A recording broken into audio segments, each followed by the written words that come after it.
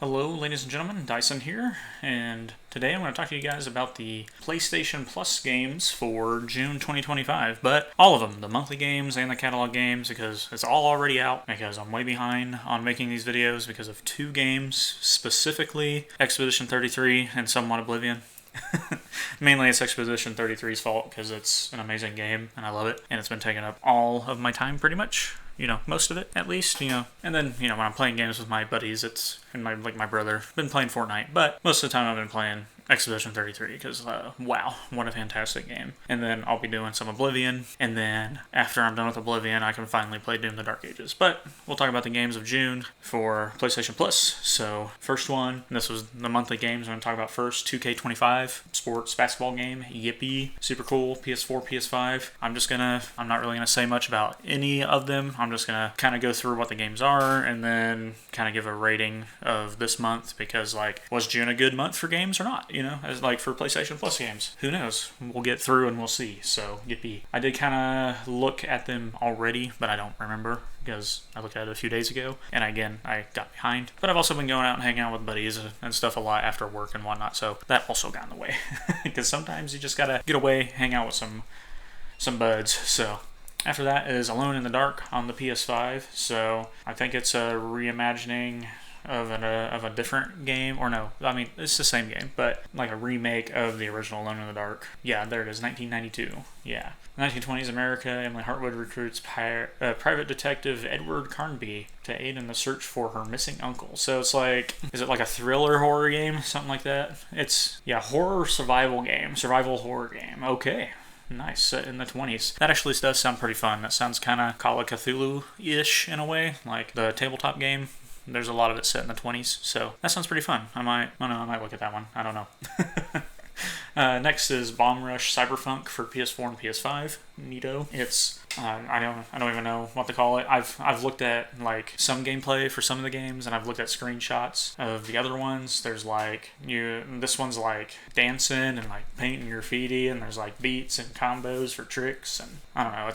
It's all kinds of crazy, wacky, weirdo stuff. So that's fun. And then there's a bonus one, and that's the expansion of Destiny 2, The Final Shape on PS4 and PS5. Pretty cool, because I mean, it's been years since I played Destiny 2, but I always want to get back into it, but at the same time I don't, because it will take over all my time for whatever free time I have for playing games, and I don't want that to happen. Not quite yet. So at least I have it available to me. Now I own it for whenever it comes out. Hopefully I can just get all the expansions for free at some point. And I don't know, I might have to do it soon just in case Bungie falls off the face of the earth and there's no more servers for Destiny 2. So monthly games, I'm going to give a 6 out of 10. And that's just because I'm not a sports game guy, so NBA 2K25 is not really doing much for me. Alone in the Dark, I don't really play a lot of horror games. That one, that's a graffiti dancing game, that cyberpunk one, just not up my alley. And then The Final Shape, while cool, I just can't go back to Destiny 2 right now. I got other games to play, too many other games to play. So now we'll go into the catalog games. I'll rank those separately, and then I will do a overall for the whole month of June. Yippee yippee yay. So these first games are all available for extra and premium subscribers. I think there's only one game that's only for premium subscribers. But first up is FBC Firebreak, which is set in the Alan Wake and Control universe, which is super cool. I would like to get into these series of games because I played a little Control and that was fun, but I feel like I need to go back, play some Alan Wake stuff. I've heard good things about the first one, but I've heard great things about Alan Wake 2. And then I've heard really good things about Control. And like I said, I played some Control and it was fun, but I kind of want to experience it fully, the whole universe. But I did play FBC Firebreak with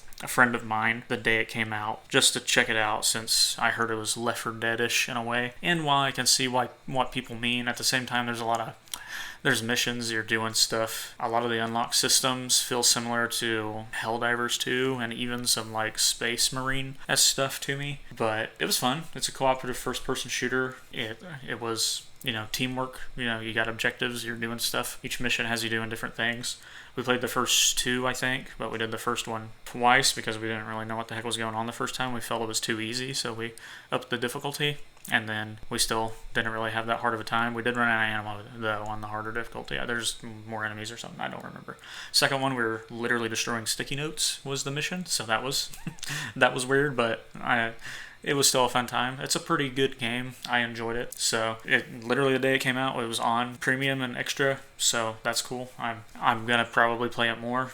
I think it's 3 players, so I would like to get a third friend to get it so we can, not just do it 2 people at a time. Yeah, survive in this 3-player cooperative FPS. Yeah, there we go. Up next is Battlefield 2042 on PS4 and PS5. I loved Battlefield 2042. It's not my favorite Battlefield, but I still had a great time. I would say it's on the same level as like Battlefield 5 after it got a bunch of updates and it was fun and good. And updates have made 2042 better. It's just the fun level was there, fun factor was there, but not a lot of people stuck around. And I mean, including myself, I didn't really stick around. I got to like a certain level and unlocked most of the stuff, and then I was done. And my friends and I will sometimes go back and play it for a few days, and then we're gone from it again. So yeah, it's not the best Battlefield game, but it's still fun. So it's not hurting the overall ranking, at least. It could hurt it, but it's not. Like if this was Battlefield Hardline, it'd be hurting it, because that one, while I had a good time, it just didn't feel Battlefieldy enough for me. After that is Five Nights at Freddy's Help Wanted 2 for the PS5. I've said it before, because FNAF games have been on here a few times.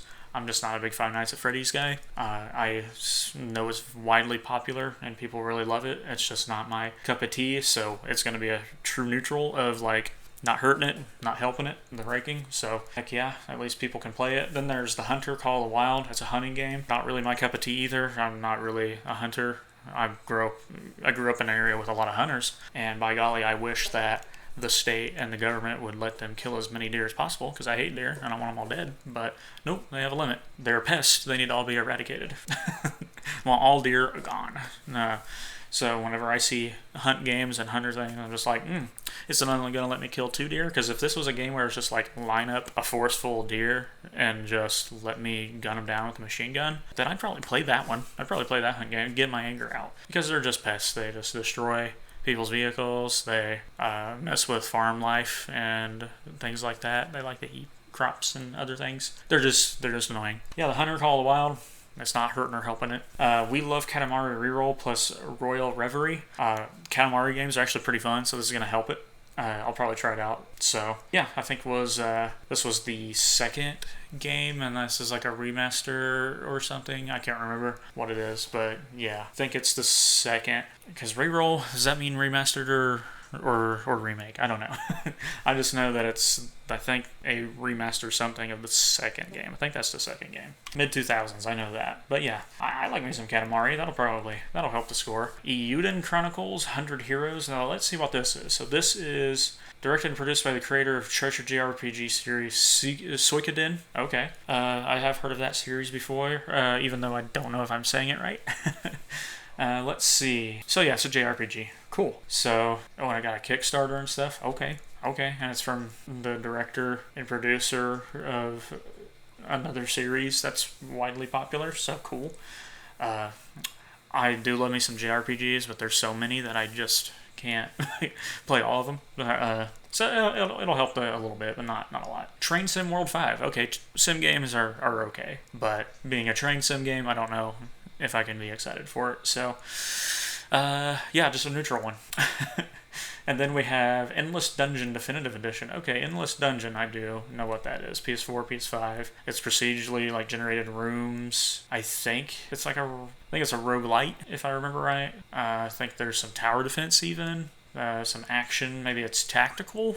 I don't remember. But this one I'll probably at least try out, because I've heard of Endless Dungeon quite a few times, so I'll give it a go. And then we got one more game, and this one's only for premium, PlayStation Plus premium subscribers, and that is Deus Ex: The Conspiracy on PS4 and PS5. This one I seem to remember, yeah, classic PS2 title. Okay, yeah, playable for the first time on PS4 and PS5, so I wonder if it's just like a port. It's probably a port. But yeah, I mean, people should know what Deus Ex games are. It's like action shooters, aren't they? Like third-person action shooters. It's a Deus Ex game. It's probably pretty good. Probably pretty decent. anything on the PS2 era, like original Xbox era, around that time, those games are all pretty phenomenal. So I'm assuming it's pretty good. So it's not going to be neutral. I'm just going to give it a little bit of points because it's a Deus Ex game and it's from PS2 era, so it's probably pretty decent. And okay, so game catalog rankings. Let's see. I'm also really tired, so if I'm like jumping around all weird and stuff like that, my train of thought is not perfect. I'm gonna have to take a nap because I had to work today, and it wasn't like a long shift or anything like that, but you gotta work some Saturdays, and usually I sleep on Saturdays, so I'm like, yeah, I'm just tired. I need some sleep. I need a nap is what I need. But okay, let me think. Of all those games, there's a lot of neutral, like I said. Some stuff's helping it. Nothing's really hurting it. So I guess FBC was actually fun. Battlefield's good. Katamari's fun. Endless Dungeon I'm actually going to try. And Deus Ex games are pretty fun. I will give this like a 7 out of 10. It's not amazing or anything like that, but 7 out of 10. We'll put those two numbers together for all the June 2025 games for PlayStation Plus, and that makes it the whole month like a 6.5 out of 10. And, I'm being generous also at the same time because, like, I know a lot of people aren't excited about maybe any of these games. So, yeah, I'm just being generous for, like, my personal, like, would I play any of these games? Or would I try any of these games? And I have tried one. I tried FPC Firebreak, and I did have a good time. And then Battlefield's good. Then you look at the monthly games, and it's just like, okay, well, Final Shape's really the only one I'm interested in. But, yeah, so that was June. June 2025 games were okay, at best, I guess. And soon I will be making a most anticipated games of June 2025, even though it's way in the month. That'll probably come out within a few days of this video. Might even be tomorrow that it comes out. I still gotta make that one, and I've already seen what it all is. And there's like all the game, like there's like the Summer Games Fest. Xbox had that show. I'll probably talk about those a little bit, and maybe some of the stuff that was announced. But I don't know for sure. We'll see. Anyways, thanks everyone for watching. Hope you guys enjoyed, and toodaloo.